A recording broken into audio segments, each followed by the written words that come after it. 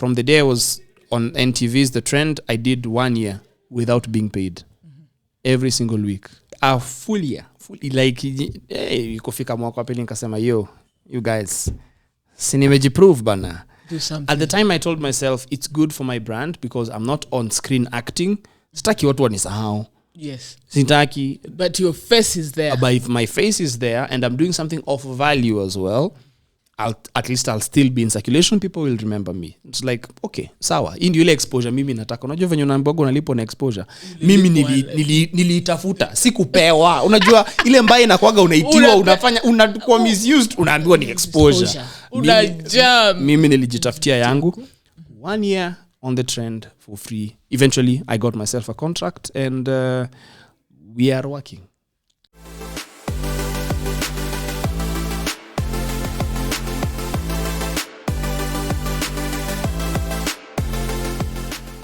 What's up, guys? Welcome to the Art Scene Show, a show where we feature key industry players in the film industry. My name is Chepto Ekboyo, and with me I have another amazing person. His name is Martin Gidinji, but most of you know him by the name Daddie Marto. He's an actor, a TV and a radio personality, a content creator, and a director.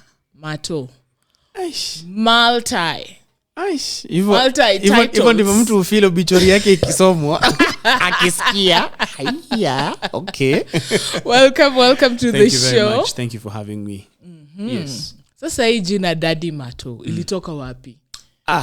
That question. The question that very many people ask. So, yes, the name Daddie Marto came before I was actually a father. The name Daddie Marto came from nyinyi mnanishangazaga tu sana. Mnanishangazaga tu sana. Kwa madhe. Ngoja usikie. Nikiwa kampo, I have a small sister who's 18 years younger than me. So when I was in Campo, I used to go with her to school and floss that this is my child. So mtu alikuwa anauliza, "Daddy ni nani?" Anasema, "Marto." Because nilimwambia kwa yeye akisema hivyo. So kidogo siku moja ninafika nyumbani naambiwa na mama yangu, "Hebu sikia venye sister yako anakuita Daddie Marto." And that is how it stuck. Na hivyo ndivyo nilisema, that is my name moving forward. I didn't know I'm taking the curse and the blessings that come with the name. But yes, that's how the name came. Buyo kujam kwa vile umechukua jina Daddie. Hapana, my dad has been out of the country for a while. Yes. So yeye ndio alidecide kuniita hivyo, mimi nika accept na nika move on. It's good to take the role of a family leader. Yeah. Now, did you always want to be an actor? Did I? I'll put it this way. Tukiwa watoto tunasemaga, when I grow up I want to be, when I grow up I want to be. So it kept on changing for me. When I grew up I wanted to be first a scientist, then I wanted to be a mathematician, then I wanted to be a lawyer. Umesikia zinaanza zile ngumu zinaenda zikikuwa soft. Zinaanza zikiwa ngumu zinaanza zikiwa soft. Scientist, mathematician, then a lawyer. Then kidogo zika change to a journalist nini. Potential ya kukua hizi vitu zote nilikuwa nayo. So nilikuwa nikijiambia ninaweza kuwa chochote kile naweza kuwa. Yeah. Then I later realized that I was still not off track, even though I kept on changing what I wanted to be. Because as an actor, I can be all of these things. And which you've already been. I can be a lawyer, I can be a doctor, I can be a mathematician, I can be a scientist zote. So I've always clearly wanted to be an actor. Ni venye sikuwa nikijua inaitwa acting at the time. Yeah. Hey, okay. Good for you. Fulfill your career otherwise. Ni muhimu. Yeah. What was your first TV cameo? And which role? Were you a minor? Were you wale watu wanaambiwanga pita hapo hivyo? My first, it wasn't TV, it was my first on screen, if I might call it so, was a film by Kajetan Boy and Betty Kathungu called Obohos. Nilikuwa msetu wa kupita tu. Tulikuwa tuko bash, tunaonekana tulikuwa Kenya National Theatre, tulikuwa tumebanga hizo tukiwa Campo, hatuna kitu tunafanya, tulikuwa tumeenda tuone KNT venye inakaa tukambua. By the way, kuna shoot na happen, si tuendeni. Tukaingia, I lost my bag, I lost my keys, I lost more than I gained from that film, but things happen. Tulikuwa tuko bash tunaonekana, and that was it. And that was my Because I remember Izo time, early late 2000s, Yeah. Kajetan was a big name and films. You he would want still is. Steven- He still is a big still name. is. Yes. Yes, but kuna watu wengine wame crop up This is true. They are bigger names. They are Wanatingiza hii bigger names. industry. Yes. Now then, used to wait for that one audition. 300 people wamekuja ku audition for Kajetan Boy. Yeah. And then you see the big names ndio wamechukulia kina Nice Githinji. I mean, it's not big names. It's people who are capable of Delivering. Exactly. Si makosa yao wameiva. Yes. Anyway, so what show was your big break? Have I broken yet? I think you have extra broken. Tushafika Netflix. Uwe extra break. But big break in Kenya when roles ikakuwa easier to get for you. Roles have never been easier to get. They have never Bado been sijafika. easier. Because you see, this industry works in reverse. The bigger you are, the harder it is for you to propel. Because producers wanakuja na sasa amekuwa more expensive. He's too popular. Your face is too common. He's everywhere. He's everywhere. I mean, have you ever told your bank teller that you're the one who's giving me money every single time? No. But you're supposed to be everywhere. I'm supposed to grow Yes. in this industry because that is like my skills and talent needs to grow over time. But anyway, I'd say the role that put me on people's faces. So different people have encountered me in different circumstances because mine has been a slow and gradual growth. Because inaanza na Carol Kamoja hapa hivi Nairobi Law, then I got a role on Tabasamu, then I got a role of News of Gold, then I got a role on what do you call this? A TVC, a KCB TVC. But then the one show where I was a title character. Well, I had a role on a show called State House, but then where I was a title character, which now is the big one, was Suna Joni. So Suna Joni, I'd say, was the big show. Not necessarily the big break, but the big show. Juu, after Suna Joni, sijafanya kitu ingine. So it's not really a big break because it hasn't taken me to the next thing. Okay. Yeah. But pale IMDb niliona ulikuwa kwa ingine ni How to Find a Husband. Oh, yes. Which had big names. Yes. Njaga, Sarah Hassan. Oh, yeah. How can I How forget was it that? shooting that? Oh, it was that's one of the best scripts, I would say, dramatic scripts that I've ever been part of, and it was a beautiful production. It was sad for it to end the way it did because we only did, I think, 2 seasons. I wish there was more money and more time to execute and deliver what we needed to. But that was another amazing show that I really enjoyed. Yeah. Now back to Sue and Johnny. That show blew up. Out of nowhere, guys were like, Sue and Johnny, Kate Actress, you, and the rest of the crew that were there. Did you guys expect it to be that big? No, we did not. It was just the timing was perfect. Some people say, including myself, that Suna Joni might have been responsible for the Gengeton revolution because of mainstreaming Sheng. You know, Sheng ilikuwa ikifichwa tu uko nyuma. One-liner, once in a while. One-liner, but Suna Joni came and mainstreamed Sheng, and we just changed the culture in a way. Amazing job by Philip Karanja, Abel Motua, Bob Morethi, and the creator herself, Catherine Kamau, Kate Actress. Amazing production value. That ship is a well-oiled machine. That is Philip Productions. We did good. Nice. We did good. We struggled. We fought. But we did good. People accepted the show. We fought for the show. And that's the other thing. Because we transitioned with it. Like myself. Unachapa show lakini wewe si actor peke yake unakuja set peke yake hapana. Ukishatoka set unaenda nyumbani unaingia kwa social media unasema kuna hii show tunachapa, mekini show mmeona. Trailers zilikuwa people knew about the trailers more than they knew about the show. And that is what made people even go now to say, "Ai, show iko pigiwa kelele sana." Hebu tuone hiyo Go TV inakaa aje, so to speak. Yeah. Okay. So how was it working with Kate Actress? Bora unajificha unataka kuchoma. No, she's driven. That I can't call her a girl. She's still a girl. That lady is driven. She will fight for what is hers, and nobody can tunya her. Nobody can come in her space and she owns the try space. and trample it. She owns her space. She is a go-getter. She's a go-getter. She's a go-getter. She's a go-getter. A good one. She's a go-getter, and she really fights to own her space. And you just cannot ignore her. She is a force to reckon with. Definitely an amazing personality. Definitely we clashed heads. I mean, wajuaji wawili.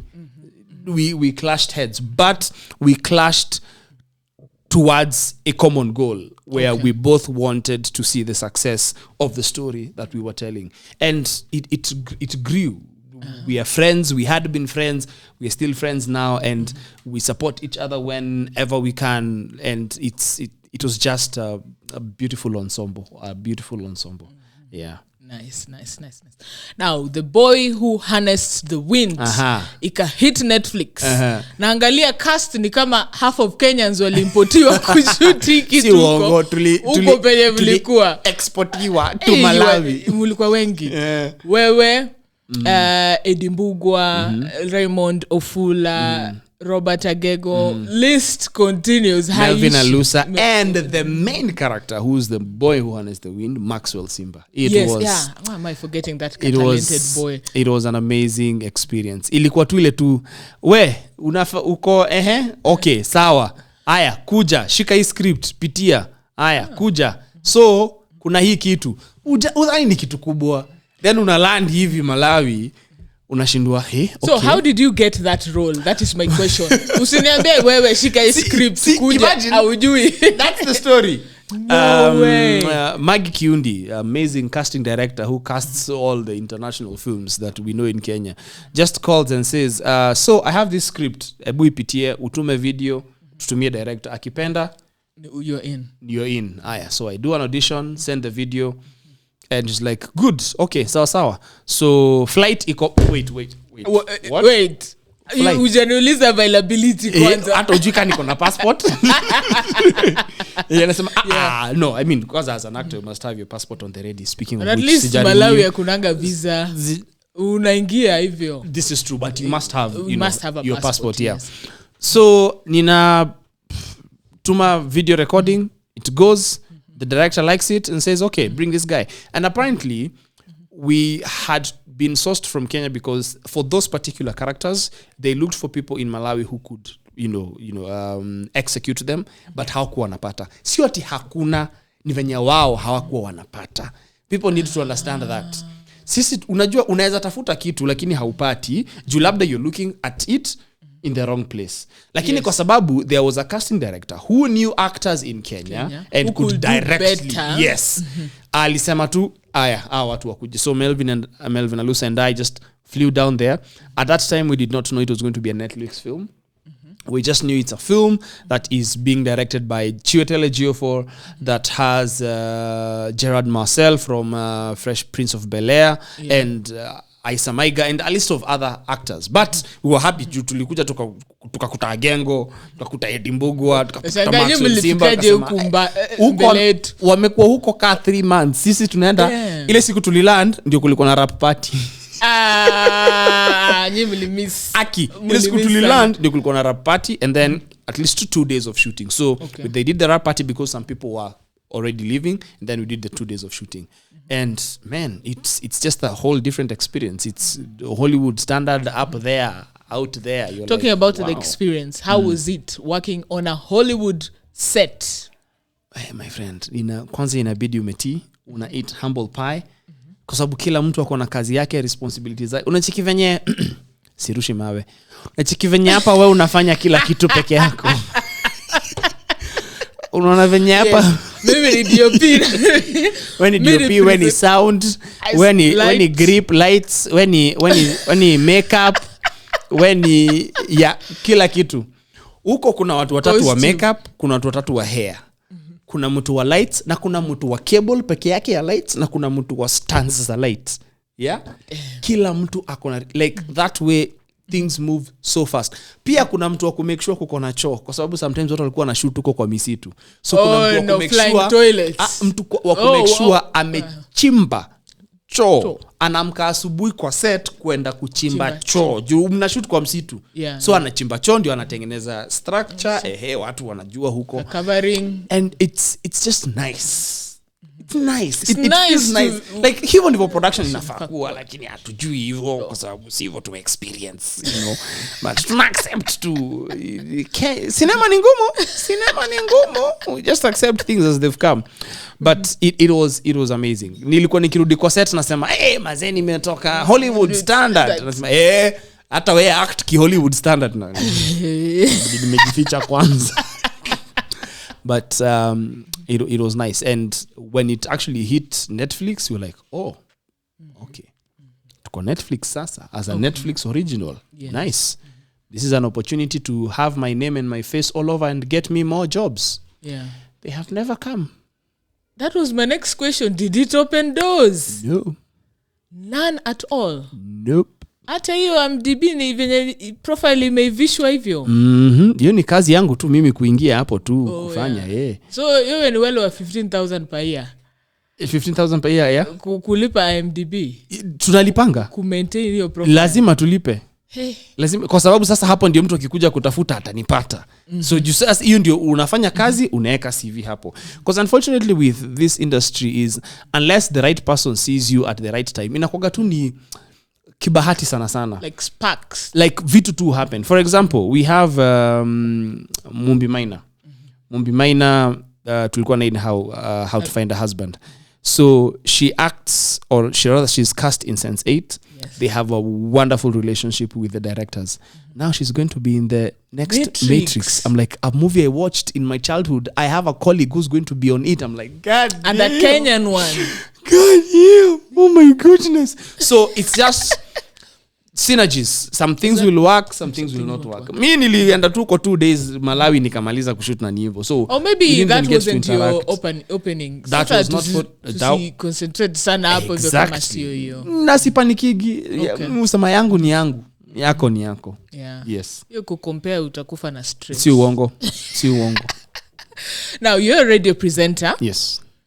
How has it been working on radio for over 2 years? How has it been? Well, it has paid the bills. Thank God. If I did not have that radio job, I don't know where my people would be staying, first of all.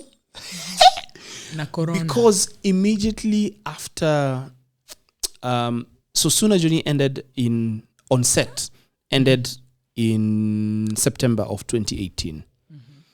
From September 2018 till, I think, 2020 December, 2020, where I got one episode role on Crime and Justice, I had not acted on any production to be paid. It was a dry spell for you, Apple. Yeah, that whole period. Na hiyo ndio time sasa watu wameona 2017 Marto alikuwa Netflix. So hapa 2019 ndio hiyo movie imelaunchiwa. So watu wanaona Marto, we uko Netflix, si uko na do. Tulilipo 2017 ilishaisha. Hakuna hiyo pesa tena. Hakuna residuals. Na ilikuwa extra. Royalties. Yes, it was an extra with lines, but ni hivyo. And then again I say things work in reverse in Kenya. Sema amekuwa star. Umsi atakuwa more expensive. Alikuwa I'm sure sahi yako busy. Yet hujaniita unipigie simu ujue kama niko busy or not. Hujaniongelesha uniambie this is the match I have to offer. Yeah. What not tried at all. What assume? Nasema it's okay. It's fine. It's a good thing and a bad thing. It's a good thing for you to think of me as a premium performer because I will deliver when you require me to. Yes. But it's also a bad thing because I stay broke in my house without any job because you think I have a job. Exactly. Loaded. Yeah. So radio job. Radio came with grace, yani. Because I had been doing a show on farming on NTV, a TV show on farming in 2016, but that ended. And then on radio they were looking for somebody who would do a radio show on farming as well. But then this time in Kiswahili, my friend, Kiswahili ilikuwa kupanda mlima initially. Sanifu. Not necessarily. That's the other thing. They didn't require Kiswahili sanifu. So if you do venye tunaongea, of course itakuwa na Kiswahili kingi zaidi kuliko Kiingereza, unaona? Si ati itakuwa na English mob kuliko English swa. It's Swanglish, but more of, especially because we are doing a show where we're interviewing farmers. Kuna words zingine za Kiingereza wanaweza za Kiswahili wanaweza kosa. Nikakuuliza chenene. Unajua chenene nini? Acha tusahau hiyo. Ni mboga. By the way ni mboga. Lakini sio mboga ungedhani. Okay, ni crickets. Okay.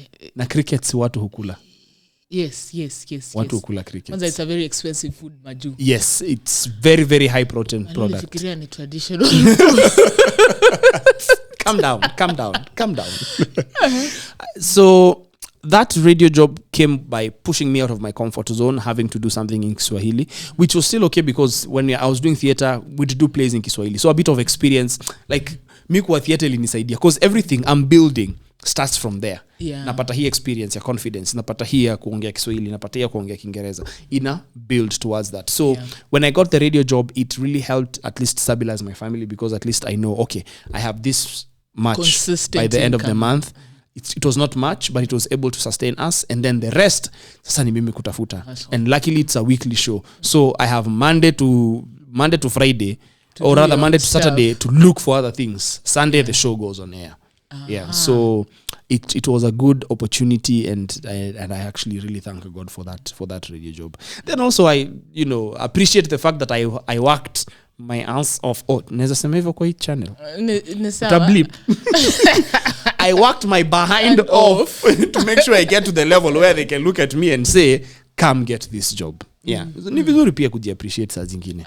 Yes. Kama umefanya kazi mzuri so far. I'm waiting for people kusema. Usingoje kuambiwa you've done a good job. Wewe jiambie kwanza you've done a good job. Hiyo najichia. Yes. Sasa zingine moral. Inakuanga ngumu. Si uongo. Yes. Now you landed a gig on TV, K24 na Kaleche Mumo used to see you, I think it was every Thursdays. Yes. And then sasa ukaenda Nation FM The Trend. Why make that switch from now acting to being a TV host? Because that is like guest hosting, co-hosting kind of. So show. When I mentioned Seeds of Gold, remember that was a TV show that I was the only host. I was hosting that TV show, and that was in 2015 and 2016. So I had experience in hosting, and then come the job at K24 was in early 2018. It just started off as me making a phone call and saying, mi hii kukaa nyumbani si mzuri. I called a producer friend I know. So naonaga mnakoga na panelists hapo asubuhi wa kuongea tu upus. Breakfast. Kuongea tu upus. Mimi nakoga na upus kwa kichwa. Upusi nimejaa sana. Niite tafadhali nikuja nikiewa na hapo. Nikaitwa siku moja. They loved it. We gelled with the other presenters. I was on my feet, witty, with the comments, comic ones here and there. Like, okay, sawa, let's see how we can sustain this. Then another opportunity came where they're like, so, we like what you do there. There's another opportunity here. Somebody is leaving this space. So this will be a bit more regular, as opposed to that one where we can call you or not. And that one was not a paid gig. I did it for like 3 or 4 months, every single day. But it was not a paid gig. Inachokesha. Watu wanafaa wajue. Saa zingine inabidi umepanda mbegu. So, hiyo mbegu nilipanda is the one that led to getting the show with Kaleche. Different show, different kind of experiences, get to meet different guests, because you ingine meet guests. Ilikuwa breakfast, okay. Yes. Okay. So kuamka asubuhi 6 am to make sure uko tao by 7. Actually by 5 make sure umetoka by 6, by 7 uko kwa show. Ni live. So with Kaleche, get to meet a lot more people. Then unfortunately the show ended. So now when the show ended, kabaki in limbo. Sasa nitaenda wapi, nitafanya nini? So nikakumbuka mi ni kitu ninataka kufanya, because even by the time I asked to be on the breakfast show on K24, I'd also talked to producers at Nation. Nikawambia, mi si mind, siku moja mkataka mtu wa kufanya hizi vitu niko available.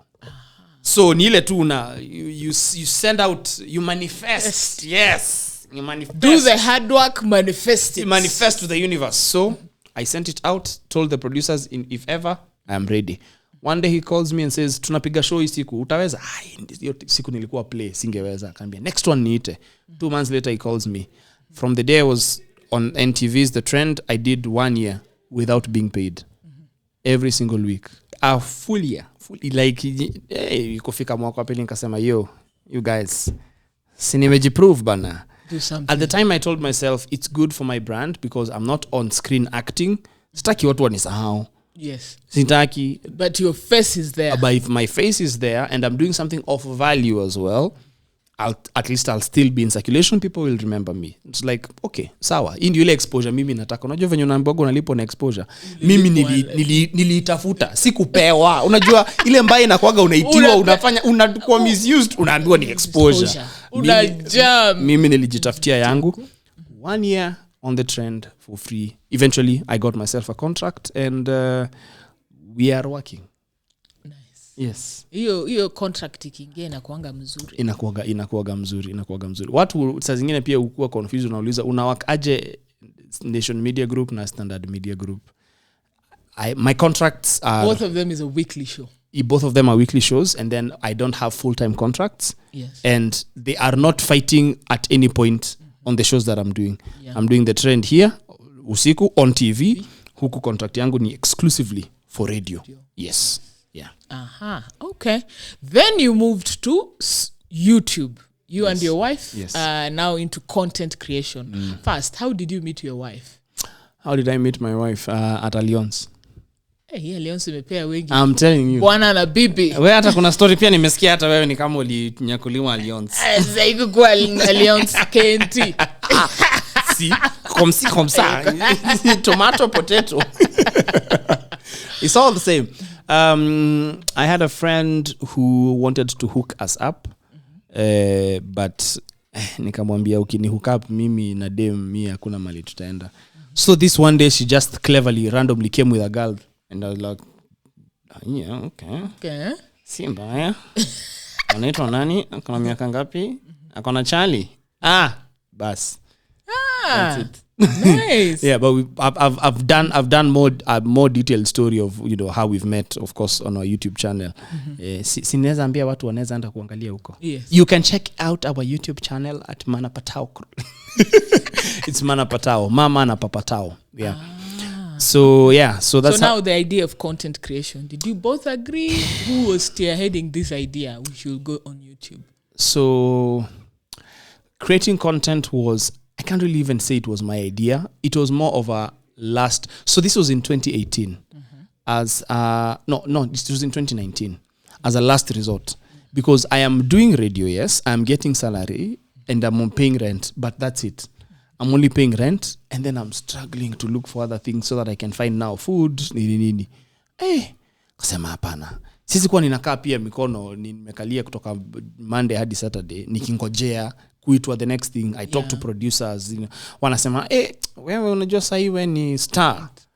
Paka unajua hakuna kazi nitapatiwa. Ninajua singojei kuitiwa kazi. So siku moja tu nikaambia wife, hebu tujaribu kushoot kitu. Took a camera, because before that I started creating content, but in the way of tech content, because I love tech. So like tech reviews. Yes, I started doing tech reviews with a channel called TechWiz. So I had access to a camera. So nikaambia wife, hebu tujaribu kitu moja siku moja. Kachukua kamera nikashoot mtoi mimi na wife. Ka video tu ka simple. Ka kitu kalienda. Na kwa video kalienda. Akasema okay. Si mbaya. This is a thing.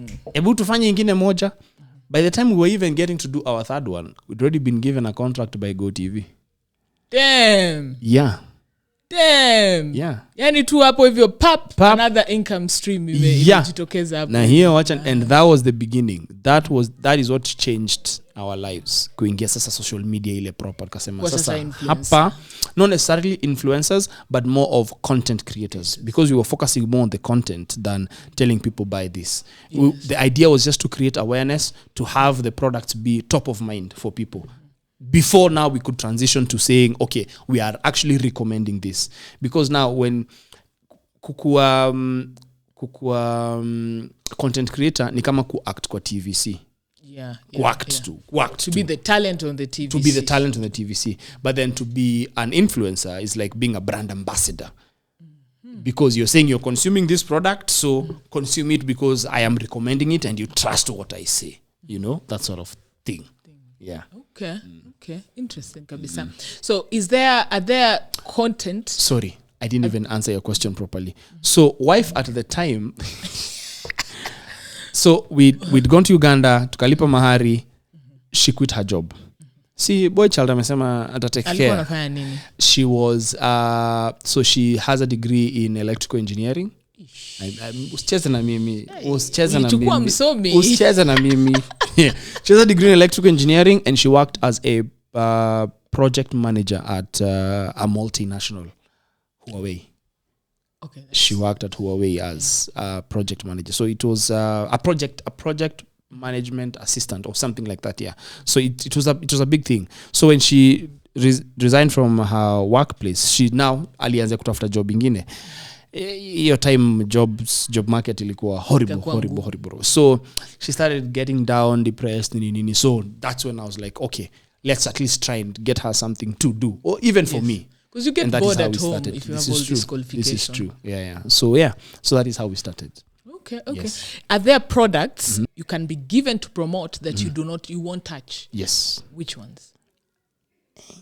You don't say specific. Say a group. If it is condoms, okay. You say I do not advertise condoms. So the thing about the space that we chose the family space. We chose the family brand. There are people who choose sherehe. There are people who choose fashion. People choose different things. So I can't even say we chose it. It just happened because I was acting with my wife and my child. So family brand. Family package. So because of the family brand and me being the head of that family brand, there are products that I chose not to engage with. For example, alcoholic products. In as much as, yes, I have engaged with an alcoholic product, there's one that I did, but it was different. I used it to have wife make whiskey cake. Okay. And it was a high-end whiskey. Kuna watu walinikasirikia imetengeneza keki karibu. But I mean, that's the way I would even interact with it. Yeah. I mean, I will interact with alcohol in sanitizer. I will interact with alcohol in a meal somewhere, something like that. So that was us who chose that, but at some point wife pia akiwa kivyake labda anaweza jichuzia. Mimi siwezi pigana na yeye, siwezi pingana na yeye. Kama ni kitu ye mwenyewe anaweza fanya, okay. She can consume even for herself, because that's the other thing. I would not sell something I do not consume, because ni muhimu sana. Yeah. Sell what you consume, otherwise utaconvince watu aje ati hii karatasi ni mzuri kama hata hujaitumia. Yeah. You recently added a new addition to the family. Oh yes. How is it having a young one? Aoni macho yangu venye inakaa. Sijalala. Hi. Wa kwanza alikuwa oops, wa pili ni oops. So we were not ready, but we are thankful. We thank God we have an amazing child. We have an amazing baby. Like now the child is Marcus, the baby is Sija reveal BBF. I was about to reveal here for the first time. Exclusively content. Yeah. We have amazing children and we thank God. You plan, God laughs. Yes. You plan, God laughs. Anakwambia mimi niko na mipango ingine tofauti na life yako. So we just accepted that responsibility, and Mungu hawezi kupatia challenge ambayo anajua hauwezi conquer. So we are conquering it. I mean, at least he's alive now and we thank God. So that's a good sign that we are doing okay. You guys have a pretty much good image on social media. Yani ni watu tunaita couple goals. What's the one misconception people have about you and your wife as a couple? They think that our life is perfect. It is not. Because there are those who do that, but then we come out on our social media page to explicitly show that it takes work. Yeah. Explicitly, like deliberately. You have to be deliberate. I have to be deliberate as a father. I need to be deliberate as a husband. she needs to be deliberate as a wife and as a mother. Sio rahisi. Kuna rahisi kwa relationship. And so we choose to be in this relationship daily. We choose to be in this relationship daily, and we choose to show that it takes a lot of effort and work to be in it. And you are allowed to be pissed at somebody. You're allowed to be angry at them, but you're not allowed to disrespect them. You're allowed to disagree. For as long as you have the same goal, you are allowed to disagree. When now goals start shifting, now that's where people start losing themselves. Yeah. So siusema tunaifanya kisisi, kuna vitu zenye pia siwezi sema hapa juu venye tunazifanyaga juu zetu peke yetu, inawakia kwetu peke yetu. Ukitaka kujua ni nini, kuja tuita kama mkutano, tutaongea zaidi. What is next for you in terms of projects and other stuffs you're doing? So I decided to focus mostly on social media content creation as the direction for me, because that's where everything is going. Niliona kuna watu wengine wamekonka TV, wacha tuachie. So when I say social media content creation, I mean not just for myself, that if in case boy, or decided I want to start doing content for social media, but I don't have the skills. Yeah. You talk to Daddie Marto. Daddie Marto will come with the skills and will say, okay, this is the direction you can take. Or you come with the ideas on what you want to do, and then we help you execute that. So that's the space I think that not a lot of people have taken, because kila mtu anajaribu kujifanyia, na una notice social media kuna venye quality, the things that are being put out is now beginning to improve, because now they are realizing a lot more people now are watching social media content. Now people need to get serious so that you can cut a niche for yourself. Yes. Iseme watu wanakuja kwako juu ya hii, kama ni mbaya wataboeka, wa switch off, waende kwa the next one kama ni mzuri. So I think that's it for me, as hopefully my IMDb page decides to get me a gig as an actor somewhere. You will get. I will be happy, but I'm not holding my breath for it. Yeah, as a content creator, I act, I direct, I script every single day. So haitanipata nimekalia mikono. I'll be ready. Yes. Director. You have directed other dope yes productions. How did you get into directing? And why? How did I get into directing? I started off as a scriptwriter on a show called Machachari. It was a kids show on Citizen TV.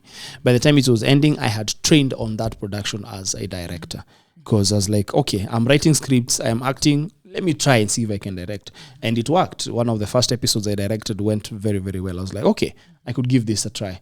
I directed, I think, 5 seasons of Anti-Boss. Nice. That was a big one.